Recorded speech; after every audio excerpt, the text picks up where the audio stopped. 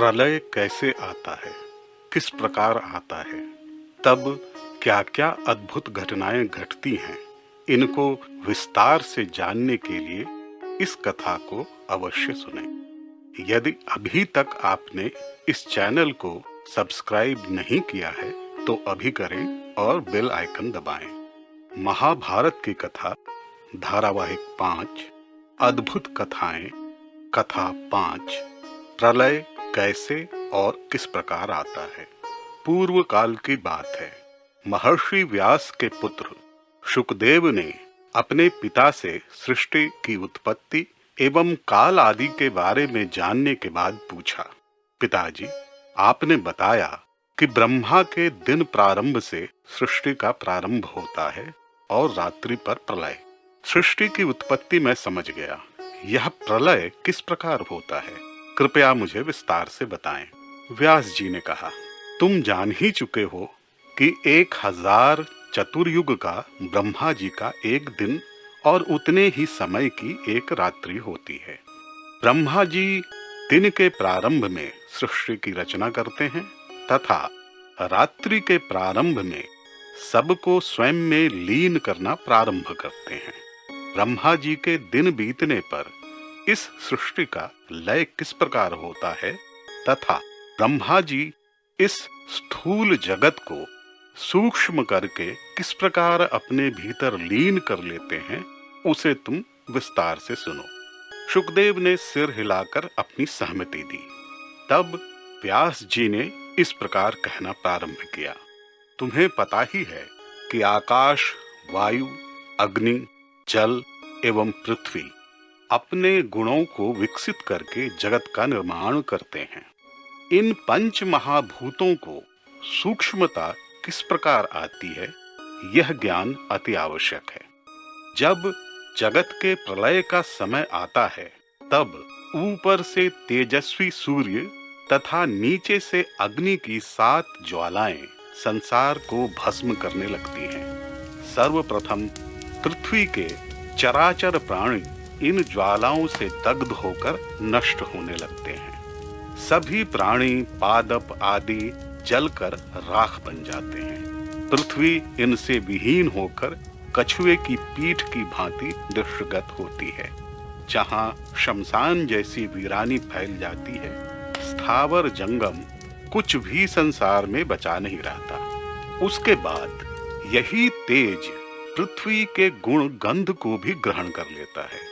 पृथ्वी तब गंधहीन हो जाती है तथा यही गंधहीन पृथ्वी अपने कारणभूत जल में लीन हो जाती है। जल में लीन होते समय जल की ऊंची ऊंची लहरें उठने लगती हैं।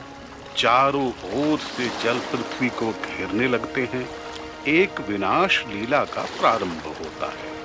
संपूर्ण भूमि, पर्वत आदि डूबने लगते हैं। कुछ समय के उपरांत संपूर्ण विश्व जल में निमग्न हो जाता है। तदनंतर तेज जल के गुण रस को ग्रहण कर लेता है तथा रसहीन जल तेज में लीन हो जाता है।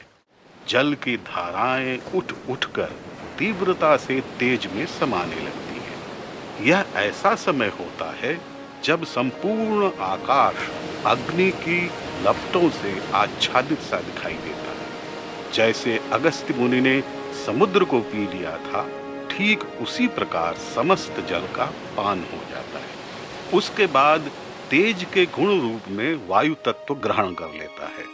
तेज के वायु के ग्रहण करते ही अग्नि ठंडी हो जाती है और वायु में मिल जाती है। इस मिलन के कारण वायु अबाध गति से चलने लगती है। चारों ओर विनाश का दृश्य दिखाई देने लगता है। वायु की गति अत्यधिक हो जाती है और हर दिशा में हरहराते हुए चलने लगती है। उसके उपरांत आकाश वायु के गुण स्पर्श को ग्रहण कर लेता है। इसके कारण वायु शांत होकर आकाश में लीन हो जाती है। तदनंतर शब्द गुण से युक्त मात्र आकाश रह जाता है। इस समय रूप, रस, गंध तथा स्पर्श का कुछ भी अंश उपलब्ध नहीं रहता। वे सभी शब्द में लीन हो जाते हैं। इसके उपरांत इस दृश्य जगत को व्यक्त करने वाला मन आकाश के गुण शब्द को स्वयं में लीन कर लेता है। मन से ही शब्द की उत्पत्ति होती है तथा वह उसी में पुनः लीन हो जाता है। इस प्रकार पंच भौतिक का ब्रह्मा के मन में लीन होना ही प्रलय कहलाता है। इसे ब्रह्म प्रलय भी कहा जाता है। इस प्रकार देखा जाए तो समस्त भूतों के प्रलय स्थान भी ब्रह्मा जी ही हैं। यही संक्षेप में प्रलय का वृत्तांत है। यही सृष्टि एवं प्रलय का क्रम निरंतर चलता रहता है। इसी प्रकार एक एक हजार चतुर्युगों के ब्रह्मा जी के दिन एवं रात होते रहते हैं। उनके दिन के आरंभ में सृष्टि एवं रात्रि के आरंभ में प्रलय का यह क्रम सतत चलता रहता है। इतना कहकर व्यास जी ने अपनी बात समाप्त की। कहते हैं कि इसी प्रकार संसार की उत्पत्ति एवं प्रलय का क्रम चलता रहता है। संसार की सृष्टि एवं उसके प्रलय का यह प्राकृतिक नियम कभी भंग नहीं होता। यही जीवन का एक महासत्य है जिसे प्रत्येक मनुष्य को जानना चाहिए।